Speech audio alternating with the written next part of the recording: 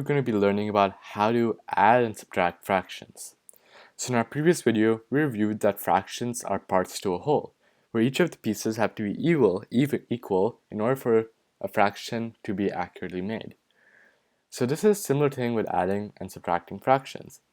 Take for example these circles with regions. So I'll say one of them is colored 2 and the other one is colored 1. Pretty much when you add these two together, you can think that, oh, you have one part out of 4 here and 2 parts out of 4 here, meaning that they will end up making 3 parts out of 4, which is an entirely right statement.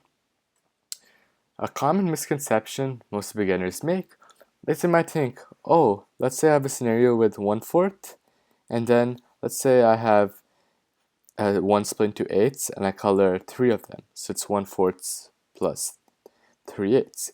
Then you might be thinking, oh, you just add the top of them. So then you're like, okay, so now I have 4/8. But what they missed is similar to our previous one, they have to be equal parts. So what you have to do essentially is instead of just adding the numerator blindly, you first have to make the denominators equal. So with our 1/4, that will be equal to 2/8.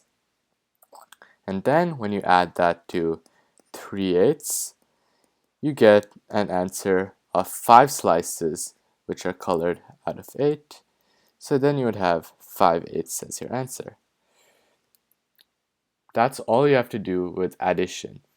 Even with subtraction, if you had something like 2/4 from before, and you had 1/4 from there, then that would also become 1/4, since you're just keeping a common denominator and you're subtracting the numerator.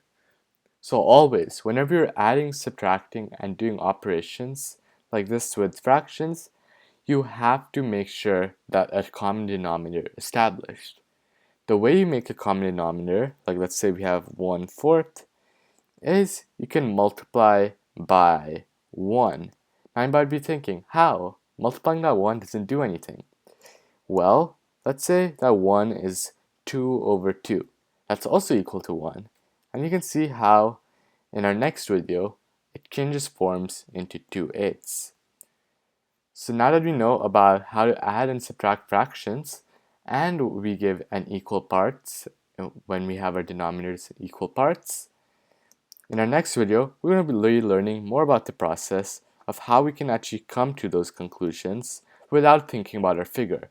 It's going to be multiplying fractions. Thank you for watching the video. I hope to see you in the next one where we dive into this more.